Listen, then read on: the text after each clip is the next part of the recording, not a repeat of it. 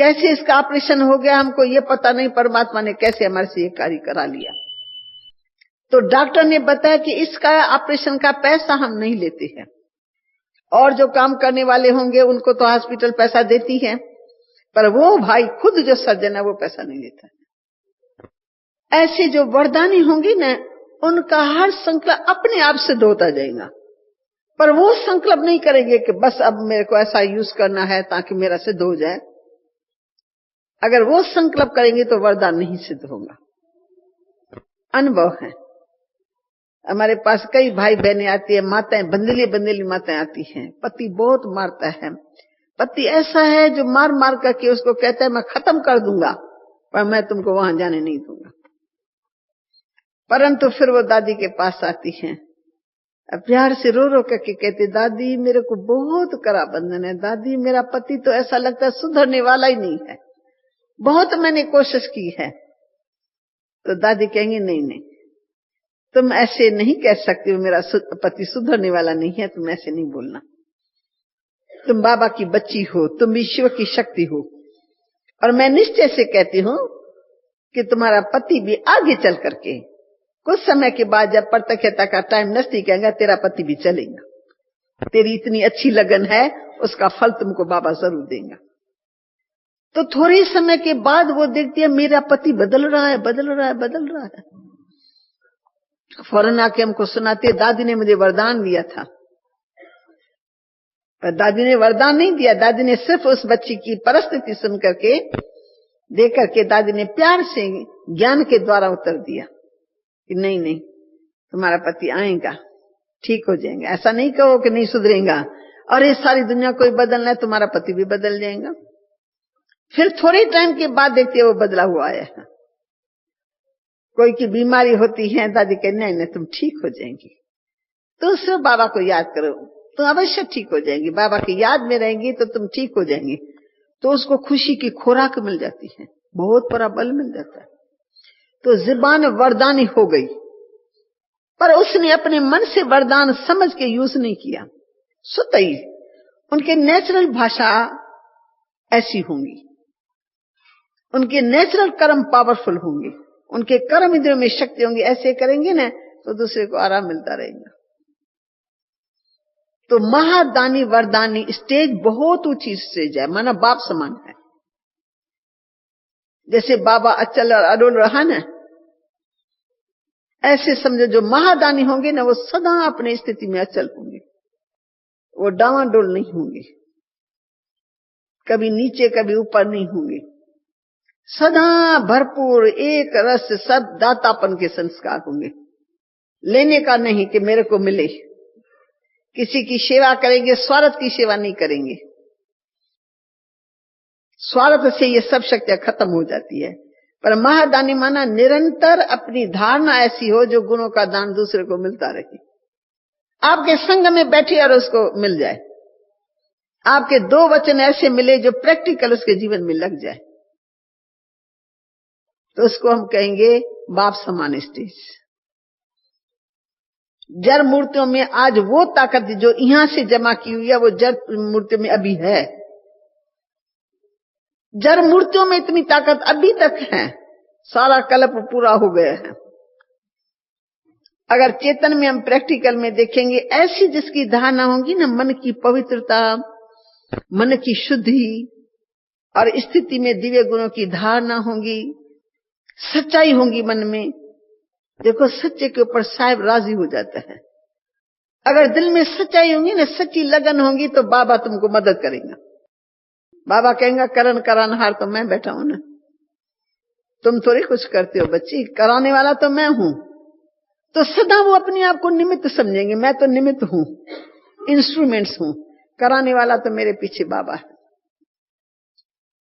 मैं दादी से जब कभी बात करती हूँ, रुहरियान करती हूँ बहुत प्यार से, मैं कहती दादी इतना बड़ा यज्ञ चल रहा है, इतना विद्यालय चल रहा है, बड़ा अनेक प्रकार की बातें भी विद्यालय के अंदर आती हैं, और कई ऐसी आत्माएं हैं जो विघ्न डालती है अच्छे काम में।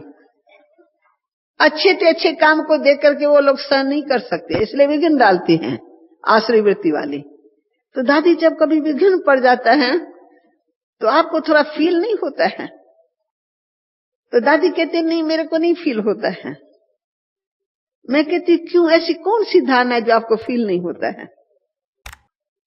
तो दादी कहती है देखो, मेरा ये पक्का विश्वास है कि जो भी ये यज्ञ का काम चल रहा है ना, ये मैं नहीं कर रही हूं, ये मेरा बाबा ही कर रहा है। बाबा सूक्ष्म वतन में जब से गया तब से काम कितना बढ़ गया है। जब साकार में था तब थोड़े बच्चे थे, मकान छोटा था और सेवाएं भी थोड़े रूप में थी। अभी जब से बाबा सूक्ष्म वतनवासी हुआ है, बंधनों से मुक्त हो गया है, तब से देखो सेवाएं कितनी वृद्धि को पा रही है। और सेवा इतनी वृद्धि को पा रही है, कराने वाला करा रहा है, हमको निमित्त रखा है, कठपुतले हैं हम लोग। हमको कहते मैं तुमको न चाहता, तुम सिर्फ नाच करती रहो, मानो श्रीमत पर तुम चलती रहो, काम करने वाला मैं बैठा हुआ हूं। लास्ट में जब दादी गई है ना बाबा के रूम में, किस तारीख गई दादी, कौन सा दिन था वो याद है बहनों को? हाँ, शुक्रवार था ना, दिन तारीख कौन सी थी? 26। तो दादी जब 26 तारीख गई ना अभी अभी, तो बाबा के रूम में 5 मिनट गई, तो दादी भी गई, मैं भी गई। मैं भी दादी के साथ में खड़ी थी। तो दादी का चेहरा, मेरी दृष्टि गई दादी के चेहरे पर, तो मुझे ऐसे लगा कि बाबा कुछ दे रहा है और दादी ग्रहण कर रही है। दादी का चेहरा खिला हुआ है, यानी दादी को कुछ प्राप्ति हो रही है बाबा के चित्र से। तो चित्र कहें या बाबा कहें, निश्चय से तो बाबा है, वैसे देखो तो चित्र है, आंखों से देखो तो चित्र दिखाई पड़ता है, पर निश्चय की आंख से उसके सामने बाबा था। तो फिर जैसे दादी सामने से इधर आई, हमारी तरफ मुंह किया, तो दादी जानकी और ये दोनों मिले आपस में, बहुत प्रेम से रूहानी मुलाकात की। रूहानी मुलाकात में एक दो को दृष्टि दी। तो दादी ने कहा, दादी मैं आपको क्या बताऊं, दादी कुमारका ने कहा दादी जानकी को, मैं आपको क्या बताऊं, बाबा ने मुझे क्या संदेश दिया। कहा बच्ची तुम सिर्फ योग का प्रयोग करती रहो, फिर देखो मैं इस साल में कितने अच्छे चमत्कार तुमको दिखाता हूं। तुम योग का प्रयोग करो, तुम शक्तियों का नाम वाला करना है, बाकी बाबा बैठा है, बाबा सब चमत्कार तुमको दिखाता रहेगा। क्योंकि इस साल में बहुत बड़े बड़े काम हो रहे हैं और अगले साल में तो उनसे भी बढ़कर के काम होगा। तो बाबा कहते हैं तुम सिर्फ योग का प्रयोग करो।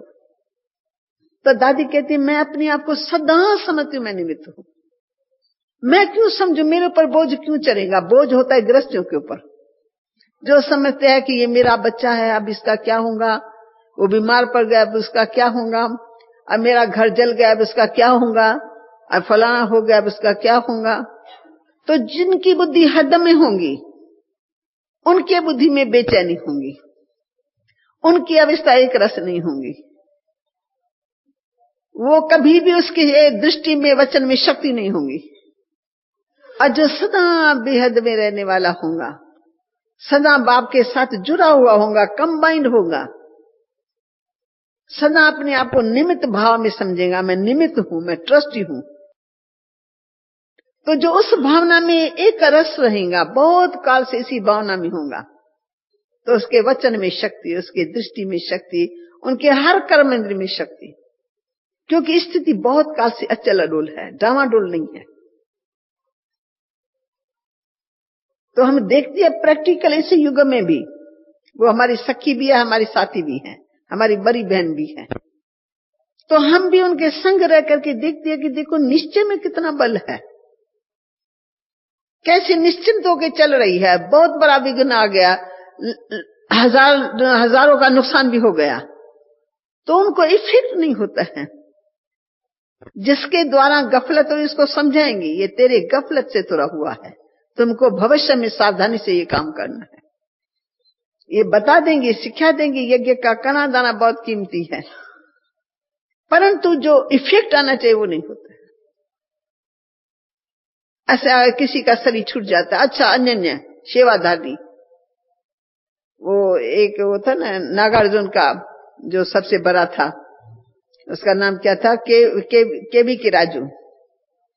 यानी 1-2 साल के अंदर उसने बहुत ही अच्छी सेवा की, ऐसा लगा इसको पंख लग गया है, उड़ता रहता है। सेवा का प्लान इतना जो बात मत पूछो। परंतु सेवा की वृद्धि करने के लिए ये करूंगा, ये जमीन भी बाबा के काम में लगाऊंगा, इन्हों को नौकरे चाकर जितने भी फैक्ट्री में काम करने वाले सबको बाबा का ज्ञान दो, इतना उमंग उत्साह। अचानक खबर मिली तो अचानक ही ऐसे फेल हो गया। कार में बैठा है, जा रहा है बहू के ऑपरेशन के लिए, डॉक्टर से राय सलाह करने ओम शांत हो गया। तो समाचार सुनने के बाद सब साइलेंस में 1 मिनट जरूर गए, परंतु दूसरे सेकंड में उठ करके फोन वगैरह करके पूछ लिया क्या हुआ, कैसे अभी बहू का ऑपरेशन कैसे होगा, क्या करना है, और डायरेक्शन दे दिया। परंतु देखो तो एक रस इस तरह। ओम शांति। तो हम सभी का लक्ष्य क्या है? लक्ष्य है बाप समान बने। तो बाप के समीप तो आए हैं और बाबा के सब गुण साकार हमारे सामने हैं। शिव बाबा तो गुणों का सागर और दाता है, लेकिन जिस घाघर ने सागर को संभाल लिया अपने आप में, तो वो कोई कम नहीं रहा है। हम कहते हैं जितनी महिमा शिव बाबा की गाते हैं, तो साकार ने सब गुणों को धारण किया। प्रैक्टिकल में देखा कि सभी गुणों की बाबा मूर्त बन गए। इसलिए बाबा के लिए कहेंगे वो संपूर्ण, जिसने अपना तन मन धन सब लगा दिया, सेकंड में झटकू हो गया, तो उसका अपना तो कुछ रहा ही नहीं ना। तो बच्चों की सेवा में उनका कोई स्वार्थ रह नहीं सकता है। मेरी तन की कोई सेवा करे, मेरी दिल लेने वाला कोई मुझे चाहिए, तो उनको कोई भी स्वार्थ नहीं था सिवाय एक शिव बाबा के। बाकी कुछ भी दुनियावी पदार्थ की आकर्षण नहीं, किसी साथियों की आकर्षण नहीं। नष्टो मोह भी हो गया, स्मृति लब्धा भी हो गया, और पुरानी दुनिया से बिल्कुल वैराग। क्योंकि महादानी स्टेज बहुत ऊंची स्टेज है, उसकी पुरानी दुनिया की आकर्षण नहीं होंगी। कोई भी आकर्षण होंगी तो वो महादानी नहीं बन सकता है, बहुत ऊंची स्टेज है। तो बाबा ने अपने बच्चों को आप समान बनाया है, और प्रैक्टिकल में ज्ञान गंगा इस समय में काम कर रही है। लेकिन ज्ञान गंगा में आप ऐसे नहीं समझना कि बहनें ही है या 2-4 ही है, उसमें नहीं, बहुत बहनें बहुत अच्छी तरह से सेवा कर रही है। हम देखते हैं प्रैक्टिकल में हमारे सामने अनेक और भी आत्माएं हैं जो अथक होकर के निस्वार्थ भाव से सेवा करती रहती है। क्या होता है, सेवा में थोड़ा भी स्वार्थ होता है ना तो कट हो जाता है, शक्ति खत्म हो जाती है, नष्ट भ्रष्ट हो जाती है। आज बड़े बड़े महामंडलेश है जिन्होंने इतने बड़े बड़े आश्रम बना लिए, बना तो लिए ज्ञान के आधार से, ज्ञान ऐसा सुनाया लोग उसके पीछे झुक गए। और जैसे जैसे आश्रम बना के वो राजा बन के बैठे ना, तो फिर भावना क्या आ गई, पहले तपस्या की, तपस्या से उनको प्राप्तियां बहुत हुई, फिर प्राप्तियों में मस्त हो गए तो वो जो तपस्या का फल था ना वो समाप्त हो गया। फिर वो ऐशी बन जाते, तपस्या के बदले वो ऐश में आ जाते हैं। जब ऐश में आ जाते उनकी गिरावट होती है, फिर उनमें वो शक्ति नहीं रहती, उनके जुबान में वो शक्ति नहीं रहती। इसलिए बाबा जोर देते हैं कि बच्चे तुम अंतर्मुखी रहो, तो अंतर्मुखता से तुम डायरेक्ट परमात्मा से शक्तियों को लेते ही जाएंगे, ग्रहण करते रहेंगे। और जो आत्मा ग्रहण करती है उनको सदा के लिए फिर अपने में जमा रखना है ताकि लीकेज न हो। जब श्रीमत में मनमत मिक्स होती है, लीकेज हो जाती है। जब हम दूसरों के संग दोष में आ जाते तो वो शक्ति हमारी खत्म हो जाती है। श्रीमत में मनमत मिक्स हुई ना, किसी मनुष्य आत्मा के मत में आ गए, तो मत में आने से फिर वो शक्ति जो है हमारी जमा की हुई वो वेस्ट चली जाती है। इसलिए हमको संग दोष से भी बचना है। 3 बातें हैं, एक तो किसी के संग दोष में नहीं आने का है, और तीसरा है जो श्रीमत है तो उसकी निरंतर पालना करते रहे, अंदर गुप्त पालना करते रहे, सच्चाई से पालना करते रहे। अब शिव बाबा को याद करके आप खाते हो या नहीं खाते हो, मैं खाती हूँ या नहीं खाती हूँ, ये मेरा दिल जानता है। बाहर वाले कभी देख भी सकते, कभी न भी देख सकते हैं। तो मनुष्य आत्माओं के सामने हम ऐसा करें और पीछे सच्चाई से हम अपने मन से बाबा को याद करके न खाएं, तो हमारा ही खाता ठीक नहीं रहेगा। तो जो बहुत काल से सच्चाई से पुरुषार्थ करते रहते हैं, ईमानदारी अपने साथ भी है, दूसरों के साथ भी है, तो ईमानदारी से जो निरंतर बाबा की दिनचर्या पर चलता है, श्रीमत पर चलता है, और हर प्रकार की परहेज रखता है, अपने आप को इच्छाओं से मुक्त कर देता है, तो उनमें ये शक्तियां जमा हो जाती है, नहीं तो वो शक्तियां वेस्ट जाती है।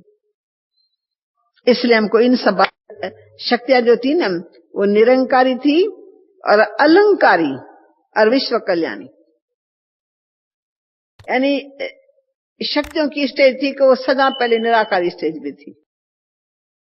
जो आज उस निराकारी स्टेज में है, तो उसको ऑटोमेटिकली निराकारी स्टेज में सर्वशक्तिमान बाबा की शक्तियां मिलती हैं। फिर अलंकारी जो हथियार बाबा ने दिया है, ज्ञान का शंख बजाओ, बच्चे स्वदर्शन चक्र चलाते रहो, विकारों को जीतने के लिए ज्ञान का गदा दे दिया है, और कमल फूल समान तुम्हारी स्टेज होनी चाहिए। बाबा ने वो अलंकार भी हाथ में दे दिया, कमल फूल समान तुम्हारी स्टेज होनी चाहिए। तो जो अलंकारों से नित्य सजी सजाई होंगी। और तीसरी बात है कि लौकिक अलौकिक से परे, बेहद में, कोई भी हद उसके बुद्धि में न हो। आपने देखा होगा ब्राह्मण परिवार के अंदर भी एक तो भाषा की हद है, इसके कारण रशा वालों में मिलते जुलते रहेंगे, क्योंकि भाषा वो जानते एक दो की। अच्छा, अमेरिका वाले आएंगे, अमेरिका वाले आपस में मिलते जुलते रहेंगे, उनका संबंध भी आपस में होगा। लंदन वाले आएंगे या यूके वाले आएंगे, वो आपस में मिलते जुलते रहेंगे। और हमारे भारत में कहेंगे ये गुजराती है, गुजरातियों का खाना पीना भी अपने ढंग का खींचता है। गुजरातियों को गुजरात का खाना चाहिए, दूसरा मिलेगा खाएंगे पर पसंद नहीं आएगा। क्यों? हमको भान है मैं गुजराती हूं, हमको भान है मैं सिंधी हूं, भान है सिंधी हो तो सिंधी भोजन चाहिए, सिंधी पसंद आएगा। ये सब हद है। ये देवियों के अंदर ये हदें नहीं होती। जो भोजन बना शिव बाबा के यज्ञ का बना, नहीं शिव बाबा के डायरेक्शन से बना, वो भोजन सबसे बढ़िया है। उस भोजन में शक्ति है। हाँ भाई, मिर्ची न खाओ तो तमोगुणी चीज छोड़ दी, नमक जास्ती न खाओ ठीक है, तमोगुणी चीज है, जास्ती खाने की जरूरत अभी नहीं है। परंतु जो चीज असली है उसको हम धारण करें। तो असली की जो धारणा है, उसमें जो बाबा के डायरेक्शन मिले, उस डायरेक्शन के ऊपर सिर्फ हम चलते चले, फॉलो करते रहे, एक्यूरेट फॉलो करते रहे। तो एक्यूरेट फॉलो करने वाले के अंदर शक्तियां जमा रहेंगी, लीकेज कहीं नहीं होंगी, नहीं तो वो शक्ति लीकेज हो जाती है। मुझे एक छोटा सा दृष्टांत याद आता है, जो सबके भले के लिए, सबके कल्याण के लिए मैं सुनाती हूँ। तो हमारे पास शुरू में एक ऐसी बहन थी जो बाबा के बिल्कुल नजदीक आ गई, बाप समान हो गई। उनको पहले लगन बहुत थी, इतनी लगन थी जो उसमें उनको बहुत अच्छे अनुभव हुए, और फील करती थी तो मेरे को ये शक्ति आ गई है। परंतु चलते चलते चलते उसको अभिमान आ गया अपने आप में कि मेरे जैसी शक्ति यहाँ किसी में भी नहीं है। ज्ञान सुनाने का जो जहर है जो मेरे में, वो किसी में भी नहीं है। और जो मैं भगवान के नजदीक हूं ना, मेरे जैसा नजदीक कोई नहीं। इन तीन बातों का अहम भाव उसके अंदर आ गया। वो जब भी चलती थी ना, तो शक्तियां तो बरोबर इतनी आ गई थी जो हम सब समझते थे कि इसके अंदर, इसकी जुबान में कितनी शक्ति है। जो बोलते है वो हो जाता है, जो लोग इसके सामने आते वो झुक जाते हैं, उनको इनके द्वारा साक्षात्कार होता है भगवान का। तो हम खुद उसके स्टेज को देखते रहते थे, ये इनको ऐसी स्टेज इसने कैसे बनाई। तो कहती थी रात दिन मैं बाबा के लगन में मगन रहती थी, मुझे खान पान का होश नहीं रहता था, मुझे दुनियादारी अच्छी नहीं लगती थी, मैंने कभी अपना टाइम वेस्ट नहीं किया, मैं सारा दिन इसमें मस्त रहती हूँ। तो जब मस्त रही, इसमें काफी सारी शक्तियों का अनुभव किया, तो बड़े बड़े अच्छे जज, कोई उनसे भी बड़ी पोस्ट वाले, सब इनके आगे एक सेकंड में झुक जाते थे और सब चढ़ावा चढ़ाने लग जाते थे। देवी देवी समझ कर के क्या फलों के टोकरे टोकरे आते थे उनके पास। फिर धीरे धीरे उसको अहम ईगो आ गया कि इतने सारी बहनों के बीच में मेरे जैसा कोई नहीं है, मैं जिसको ज्ञान सुनाती वो एकदम मेरा ही हो जाता है। तो भगवान से लिंक इसका जैसे टूटा ना, वैसे सब शक्ति हमने धीरे धीरे धीरे धीरे देखी, सब शक्तियां खत्म हो गई हमारे होते होते। तो हमको वंडर लगता था, हम डरते थे अपने आप में कि भगवान ने जो शक्तियां दी है वो दाता तो दाता ही है, हम उनके ऊपर हाथ नहीं रख सकते हैं। वरदानी भले सबके लिए बन जाए, पर भगवान जिसने हमको भाग्य दाता ने भाग्य दिया उसके ऊपर तो वरदान का हाथ नहीं रख सकते ना। तो उसको थोड़ा ईगो आया, तो मैं मम्मा से भी ऊपर हूं, बाबा से भी ऊपर हूं। बस जैसे ये ईगो आया अंदर, तो जैसे मैंने देखा जैसे कोई ऊपर के पार से वो नीचे गिर गई, और धीरे धीरे धीरे न उसके बोल में शक्ति, न उसकी आंखों में शक्ति, न उसको कोर्स कराती थी उसमें फोर्स। तो हम सोचते रहे ये सब क्या हो रहा है इसका। फिर एक बार बाबा से हमने पूछा, बाबा ने कहा बच्ची कर्मों की गति बड़ी हुई है, बहुत हुई है, ये सब कर्मों का फल है। क्योंकि बच्ची बहुत अच्छी, बाबा भी जानता है, पर बच्ची को ज्ञान का अभिमान आ गया। ज्ञान का अभिमान बहुत नुकसानकारक है, खतरे वाला है। भक्ति मार्ग में अभिमान नहीं होता है तो भावना में मनुष्य चलता ही रहता है, परंतु जो अगर ज्ञान का अभिमान आ जाए ना तो ऊपर के मंजिल से नीचे गिर जाता है, फिर वो हड्ड चूर हो जाते हैं। फिर उसको काफी समय के बाद, अभी है भी नहीं, शरीर भी छोड़ दिया, पर इससे पहले ही बेमुख हो गई और पुरानी दुनिया में चली गई। बीमारी ऐसी हो गई जो माँ को रखना पड़ा अपने पास। माँ ने मुंबई में बुला करके उनको अपने पास रखा। भले बाल ब्रह्मचारी थी, एक व्रत उसका पक्का था, उसमें वो कच्ची नहीं रही। दुनिया भी बहुत आकर्षण थी, लोग पैसा पैसा उनको बहुत, भाई के द्वारा बहन के द्वारा सब कुछ मिलता था, उनको भी उसने स्वीकार नहीं किया। लेकिन ईगो ने उसको खत्म कर दिया। तो वरदान की स्टेज को संभालना है, क्योंकि वरदाता के द्वारा वो स्टेज हमको प्राप्त होती है, उसके संग में रहने से वो स्टेज प्राप्त होती है, परंतु उसका ईगो नहीं रखना चाहिए। जैसे आप अभी भी देखते ना, किसी में बोलने की बहुत अच्छी कला होती है, सब महिमा करते, इसने बहुत अच्छा बोला, बहन जी वो भाषण बहुत अच्छा करती है, बहन जी ये बहन तो हमको मिलनी चाहिए, हम इनको अपने साथ ले जाएंगे, बहन जी ये बहन भाषण करती है, बस एकदम ऐसा लगता है जैसे मोती इसके मुख से गिरते रहते हैं। तो जिज्ञासु तो प्रभावित तो हो जाएंगे, लेकिन हमको प्रभावित करना उनको शिव बाबा के ऊपर या अपने ऊपर फिदा करना है। तो जो अपने ऊपर फिदा कर देता उसकी शक्ति समाप्त होती जाती है, अंत में एकदम खाली खोखला हो जाएगी, क्योंकि उसने शक्ति को स्वीकार किया कि मैं ऐसी हूं, ये दाता की देन है, ये दाता की बनी हूं, तब उसने मेरे को आगे रखा हुआ है। नाम हमारा काम बाबा का। जो अपने में निमित्त भाव रख करके चलता है ना, वो पास हो जाता है, नहीं तो उसकी महादान की स्टेज खत्म हो जाती है। फिर उसके जुबान में वो शक्ति नहीं रहती कि किसी को कुछ बोले और सत्य हो जाए। क्यों? सत्यता की शक्ति, प्रीत बुद्धि हो, संपूर्ण मूर्ति हो, तब उसकी धारणा काम करती है। तो आप और हम सबके सामने लक्ष्य क्लियर है, वरदानी मूर्त अर्थात बाप समान। वरदानी मूर्त अर्थात बाप समान।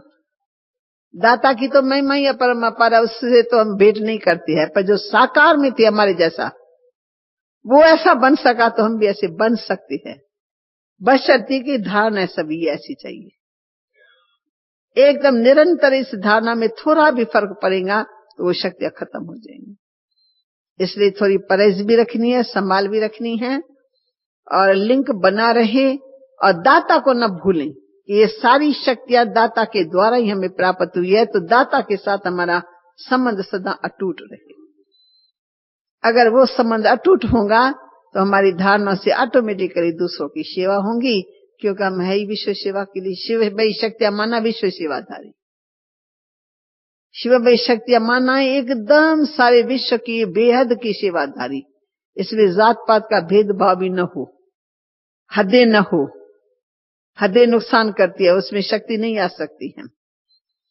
तो ऐसी बहुत सारी बातें हैं, आप भी इसके ऊपर विचार सागर मंथन करना, और प्रैक्टिकल के ऊपर भी अभ्यास रखेंगे। और इसमें कुछ आपको कुछ कहना हो तो भी कह सकते हो, कुछ पूछना तो भी पूछ सकते हो। हाँ बोलो। एक भाई प्रश्न पूछता है। हाँ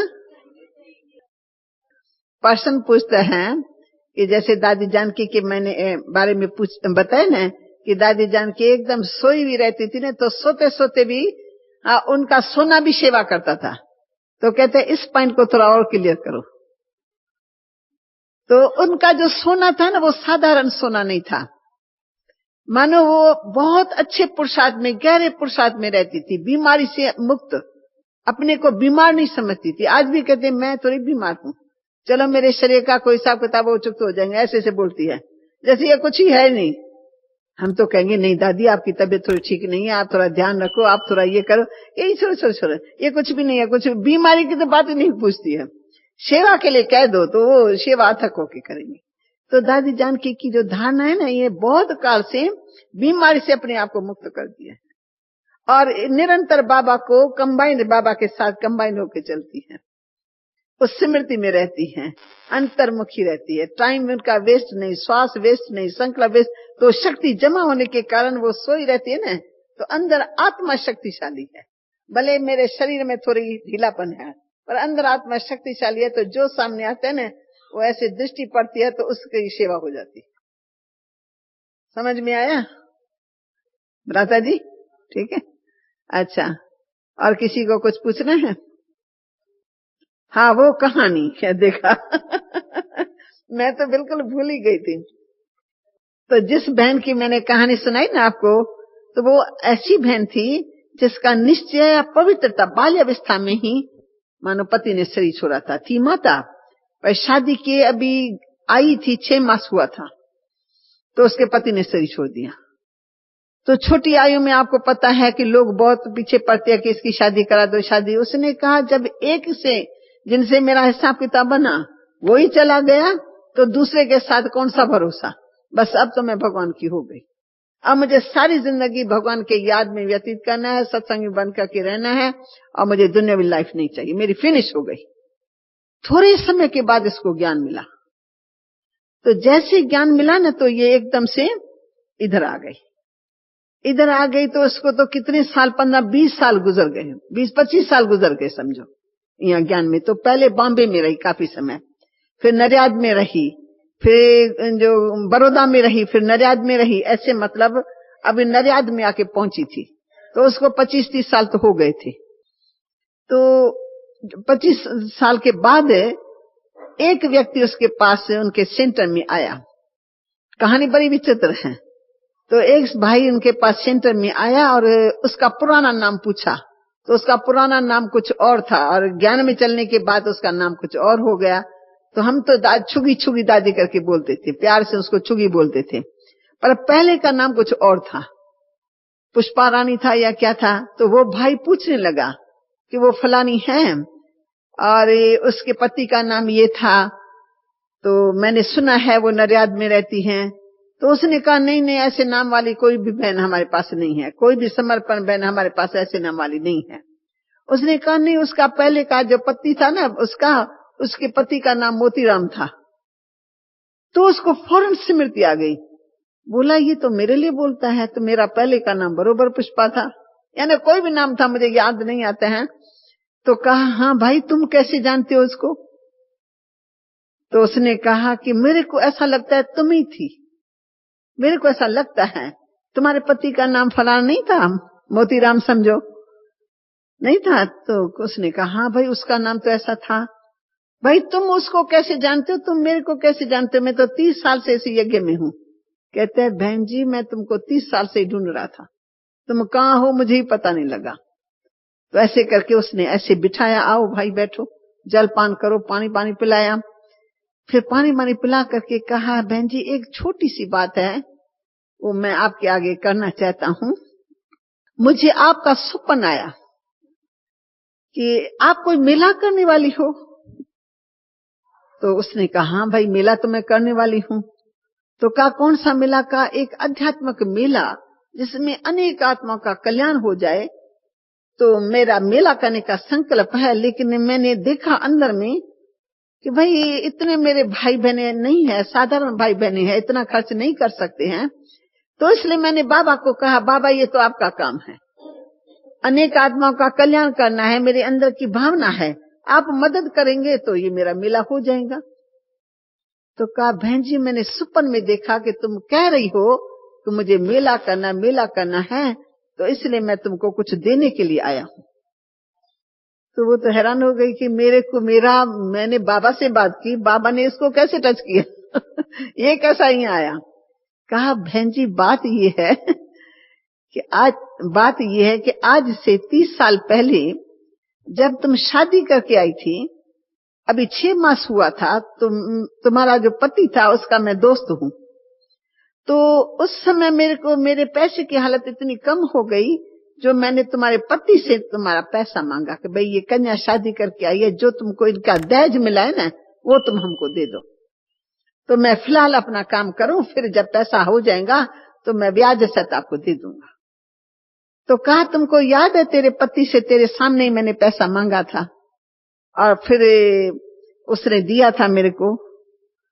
तो कहा हाँ, जब तुम बात करते हो, बात तो बहुत पुरानी है, 30 साल गुजर गया, पर जब तुम बात करते हो तो मुझे थोड़ा ख्याल आता है कि बरोबर 11,000 तुमको उसने दिया था। तो कहा हाँ।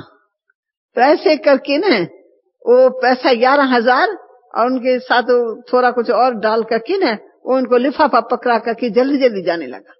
बहन जी बस मैं तुमको ढूंढ रहा था, तुमको मेला करना ना, ये पैसा लो, उस मेले में लगाओ, मैं जा रहा हूं।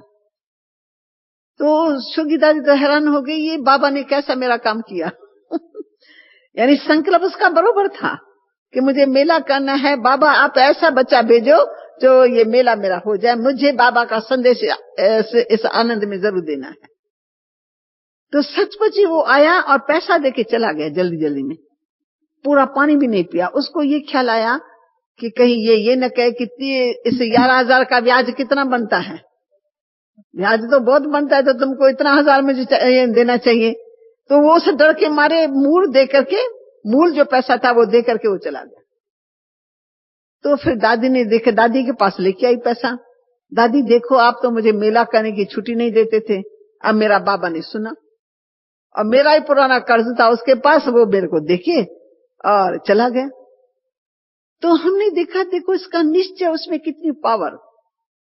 और इसने किसी बंदे से नहीं पैसा मांगा, भाई गरीब मेरे भाई बहन चिंता के वो इतना नहीं कर सकेंगे, तो बाबा के ऊपर अपना हक लगाया और बाबा ने उनका पुराना ही कर्ज उनसे चुकता करा दिया, उनका पैसा सफल हो गया। जो उनको लौकिक नाते से मिला ना दहेज में, वो सारा पैसा फिर उसके यज्ञ के मेले के, आध्यात्मिक मेले के कार्य में सफल हो गया। तो वो जो भी पैसा मिलता था ना, वो हिसाब रखती थी, ये यज्ञ के इस खाते के लिए मिला, ये इस खाते के लिए मिला, मानो अलग अलग करके हिसाब यज्ञ में देती थी। खुद पुराना सुराना पहनती रहती थी, नई साड़ियां ढेर इकट्ठी करके यज्ञ में भेज देंगी, कहेंगे क्या करना है पुरानी साड़ी के लिए।